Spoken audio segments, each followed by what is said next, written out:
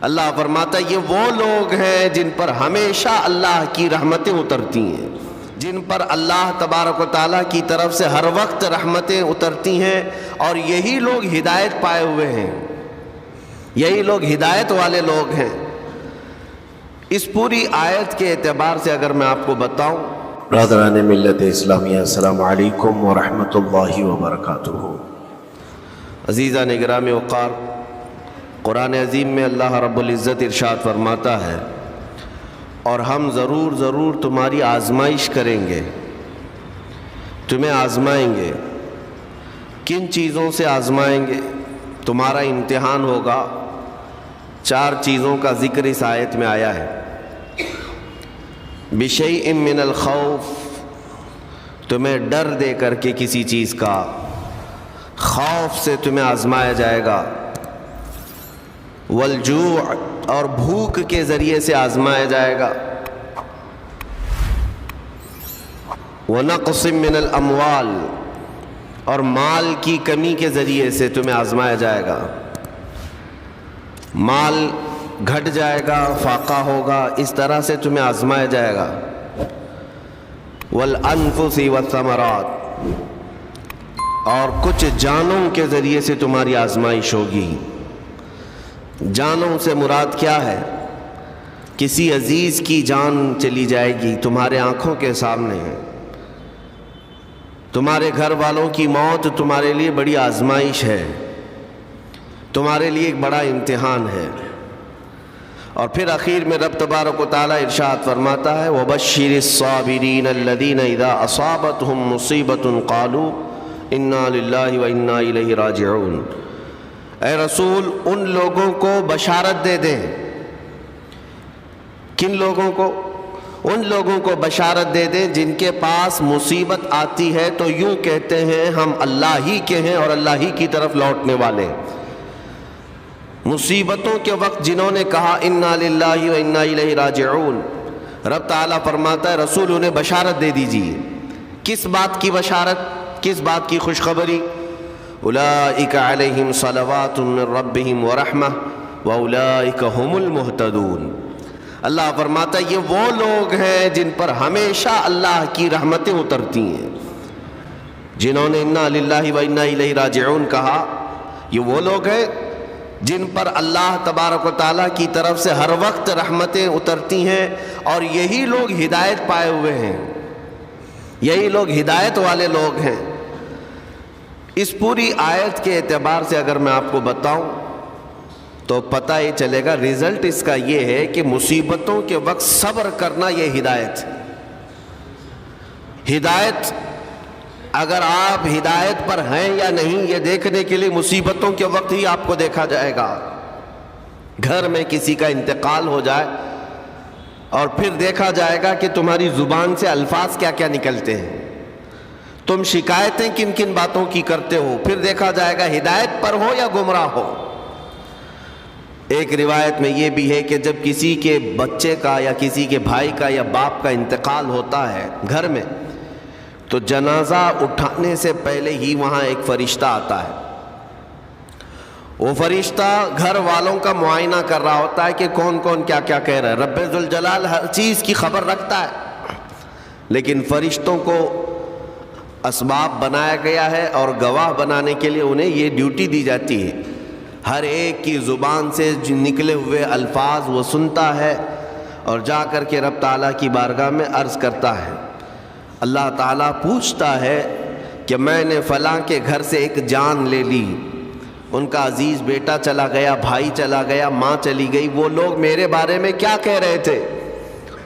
فرشتہ کہتا ہے اے رب ذوالجلال، ان لوگوں کے زبان پر شکر کے الفاظ تھے، وَإِنَّا لِلَّهِ وَإِنَّا إِلَيْهِ راجعون کہہ رہے تھے، اور وہ صبر کر رہے تھے۔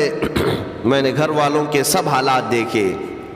اللہ تعالیٰ فرماتا ہے اے میرے فرشتے تو گواہ رہنا، میں نے ان سے جو چیز لیا ہے اس سے کئی گنا زیادہ نعمت انہیں عطا کروں گا، اس سے بہتر نسل انہیں دی جائے گی، اور ان کے غم آج جتنے ہیں اس سے کئی گنا زیادہ خوشیاں میں انہیں جنت کی عطا کروں گا۔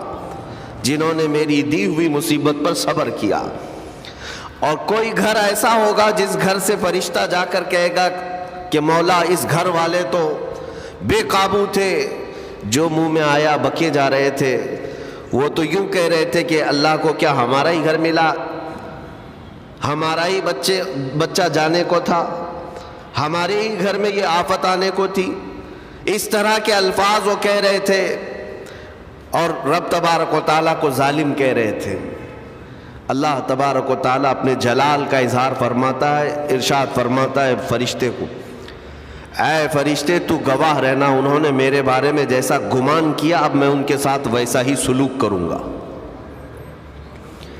اللہ تبارک و تعالیٰ کے ساتھ یہ گمان جس طرح بندہ کرے گا اللہ تعالیٰ اس کے ساتھ اسی طرح کا سلوک فرمائے گا۔ اس کو ارحم الراحمین ہی تصور کرو۔ ہمیشہ رب تبارک و تعالیٰ مہربان ہے اور مہربان ہی اس کی طرف گمان کرنا بھی چاہیے مومن کو۔ انشاءاللہ العزیز مہربانی ہوگی، اور بلکہ دلوں کا قرار اور سکون بھی رب تعالیٰ ہی عطا کرتا ہے۔ اب یہ بھی میں آپ کو بتا دوں کہ کس کے ساتھ کیسی آزمائش ہوتی ہے، کس کے ساتھ کیسا امتحان ہوتا ہے۔ آپ کو سردی بخار دے کر کے آزمایا جاتا ہے، کسی اور کو کچھ اور بیماریاں دے کر، یا کسی اور کو کسی اور مصیبت کے ذریعے سے۔ لیکن یہ آزمائش کی جو کیٹیگری ہے وہ کیسے طے ہوتی ہے پتہ؟ میرے آقا صلی اللہ تعالیٰ علیہ وسلم نے فرمایا جس کا ایمان جتنا بلند ہوگا ویسی ہی آزمائش آئے گی۔ یہ کربلا کے امتحانات سے یہ بات تو ثابت ہوتی ہے کہ امام حسین کے ایمان کا درجہ کیا رہا ہوگا، ان کے ایمان کا مقام کیا رہا ہوگا۔ اس ایمان کی بلندی کے اعتبار سے ان پر آزمائش آئی۔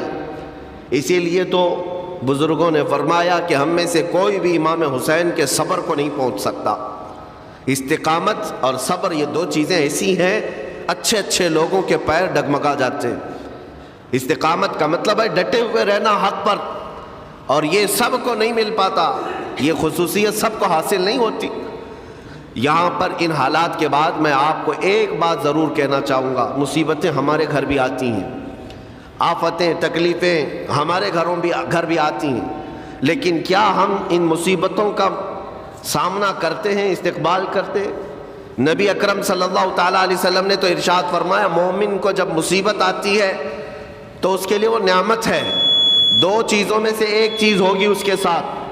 اگر بخار بھی آئے، میرے آقا فرماتے ہیں اگر بخار بھی آیا ہے تو دو باتوں میں سے ایک بات ہوگی اس کے ساتھ، یا تو رب تبارک و تعالیٰ اس کے گناہ معاف کرے گا یا تو اس کے درجے کو بلند کرے گا۔ مصیبت اگر آئے تو ایک بات یاد رکھنا، رب تبارک و تعالیٰ اپنے محبوب بندوں کو، پسندیدہ بندوں کو آزمائش میں ڈالتا ہے، ورنہ جو لوگ یہ سمجھتے کبھی طبیعت خراب ہی نہیں ہونا چاہیے تو فرعون بن جاتے ہیں۔ ایسے لوگ، فرعون کو 90 سال تک نہ کبھی سردی آئی نہ بخار، کبھی کوئی بیماری نہیں، اور جب بندہ کبھی بیمار نہیں ہوتا تو اپنے آپ کو خدا تصور کرنے لگ جاتا ہے، میں تو دنیا کا سب سے مضبوط آدمی ہوں، مجھے کچھ نہیں ہوتا۔ لیکن مصیبتیں دے کر کے رب تبارک و تعالیٰ تمہیں تمہاری حقیقت بھی بتاتا ہے، اور انسان کو انسان کی لمٹ میں رہنا سکھایا جاتا ہے۔ تمہاری حیثیت صرف اتنی ہے کہ اگر نس رک گئی، دل کی دھڑکنیں ایک آن کے لیے اگر رک گئی تو سب ختم ہے۔ اس لیے تمہیں رب تبارک و تعالیٰ کے حضور جانا ہی ہے تو صبر بھی سیکھو اور شکر بھی سیکھو۔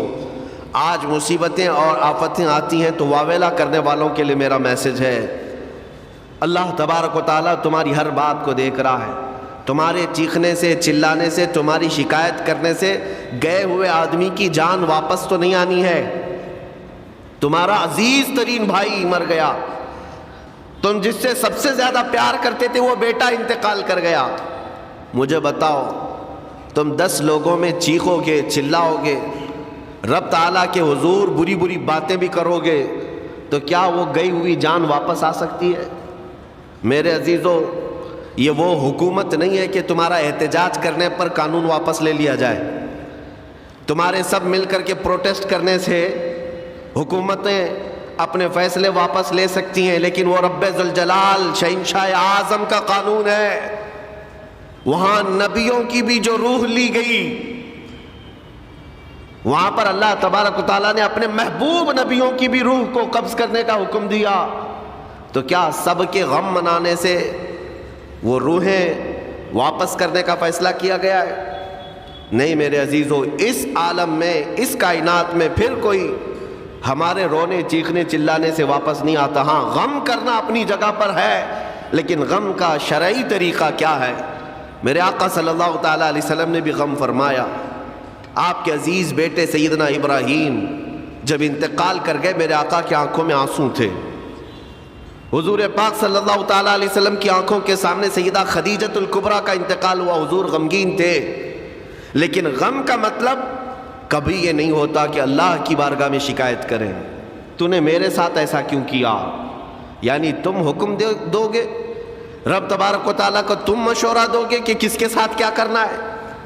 اس لیے ان مواقع پر ہم سب کی آزمائش ہے، ہمارا امتحان ہے۔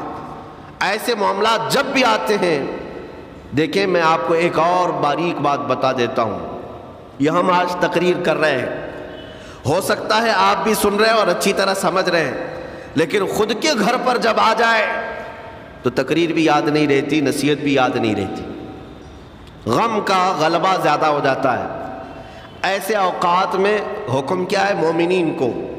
میرے گھر پر، میں جانتا ہوں شکایت نہیں کرنا چاہیے، میں جانتا ہوں غموں کے وقت صبر کرنا چاہیے، پھر بھی اگر میرے گھر میں آ گئی مصیبت تو مومنین کے لیے حکم یہ ہے کہ تم نے اب تک جو سنا تھا حدیثیں وغیرہ اس کو یاد دلاؤ، یعنی مجھے یاد دلاؤ۔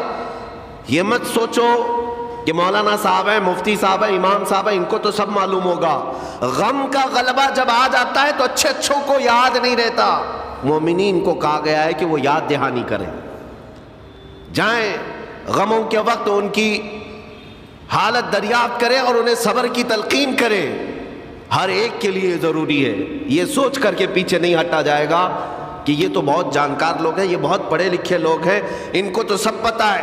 نہیں، بلکہ حکم یہ ہے کہ جس کے ساتھ بھی مصیبت آئے، مومنین، دوسرے مومنین اسے صبر کی تلقین کریں، اسے جا کر کے حوصلہ دیں اور اسے تسلی دیں۔